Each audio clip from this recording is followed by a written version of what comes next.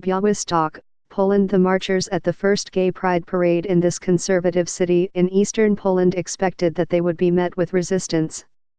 But last week when Katarzyna Zdobrutkowska saw the angry mob of thousands that awaited the marchers, who numbered only a few hundred, she was shocked. The most aggressive were the football hooligans, but they were joined by normal people, people with families, people with small children, elderly people, she said. They blocked her way, first hurling invective, then bricks and stones and fireworks. From the balconies, people threw eggs and rotten vegetables. Even before the march started, there were violent confrontations, and by the time the tear gas cleared and the crowd dispersed, dozens were injured and Poland was left reeling.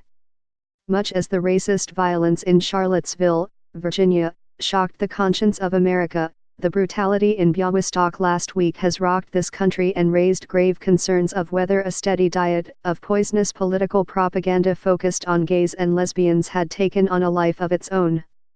In a show of solidarity with the LGBT community in Białystok, thousands of demonstrators took to the streets of Warsaw and other cities around the country on Saturday. They carried rainbow flags, and vowed to combat intolerance. 1 week ago, the government betrayed the people in Białystok, gays and lesbians, said Paweł Rabioj, the openly gay deputy mayor of Warsaw. Warsaw is for everyone and so should the rest of Poland. Solidarity will conquer the time of contempt. Since this spring, when the ruling Law and Justice Party stepped up its anti-LGBT language in advance of European Parliament elections, the rhetoric has only grown more heated as national elections approach this fall. Jarosław Kaczyński, the leader of the ruling party, told supporters at a July campaign event staged to look like a family picnic in Kukski Kolonia, a village in central Poland, that it was their duty to defend the nation from what he called Western decadence. "We don't have to stand under the rainbow flag," he said. In recent months, more than 30 localities have passed legislation declaring their region free from LGBT ideology. A national conservative newspaper, Gazeta Polska, distributed stickers so people could designate LGBT-free zones, a stunt that drew a swift rebuke from the American ambassador to Poland, Georgette Mosbacher, and others, and was later banned by a Polish court. A group in Warsaw called Stop Pedophilia has been traveling the country smearing gay people with baseless claims of abuse.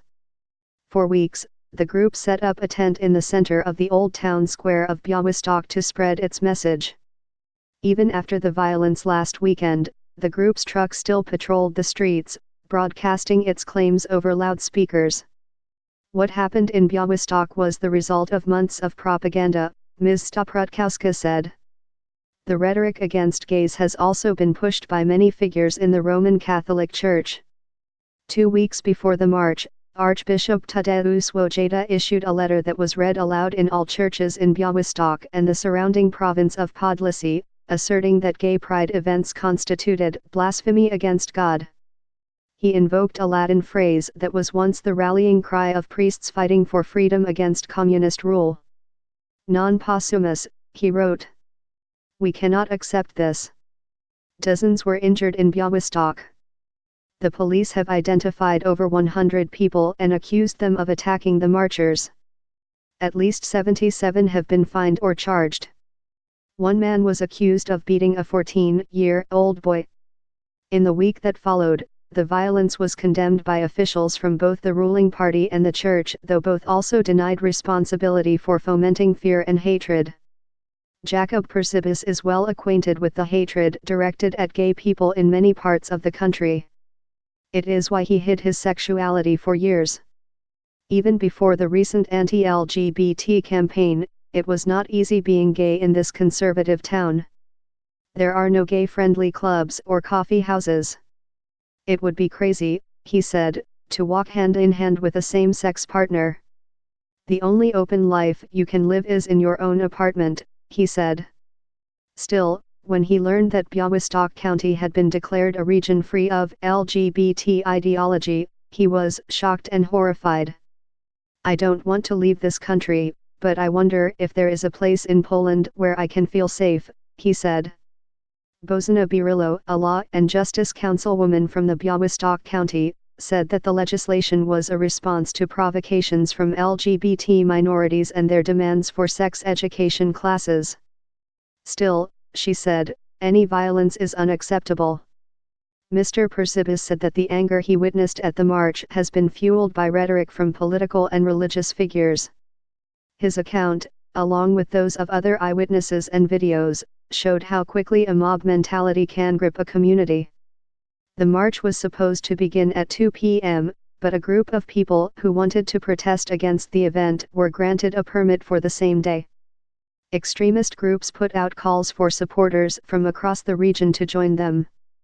They assembled on a grassy knoll overlooking the square of the Independent Student Association, once the site of an old Jewish cemetery that was buried by the communists after the war.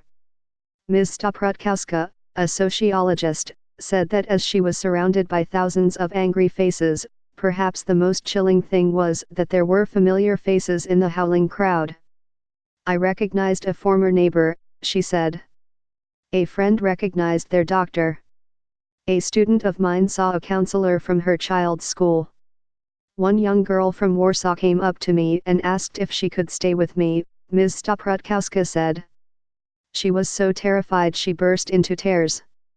They held each other as they marched. All along the way, they were met with scorn and derision. One image that has spread around the country showed a man, his small child in a stroller in front of him, confronting the police and shouting at the marchers as he tried to stop them. An older lady on a balcony waved at the marchers only to be met with shouts from hooligans in the crowd. "We know where you live, you whore," they chanted. Videos showed mobs chasing people. One ended with a young boy being stomped on by a group of large men. Talk of the violence has gripped Poland in the days since, with endless hours of discussion on radio and television. Even as political leaders and church officials have tried to distance themselves from the violence, the campaign against the LGBT community has shown no signs of abating.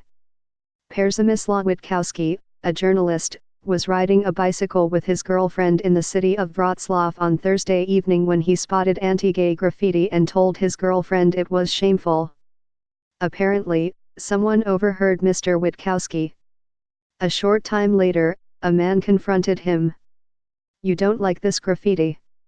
Mr. Witkowski said. The man asked him. "I said I did not." The man attacked him. "He beat me badly, leaving me on the ground bleeding," Mr. Witkowski said from the police station in Wrocław on Friday, where he was undergoing a physical to catalogue his injuries, which included a broken nose and fractures in his face. The photos of his bloody face have been widely shared across the country. Mr. Witkowski has written about extremist groups and said he was worried for his country. "We are unleashing things that in the future cannot be stopped," he said. "It is happening."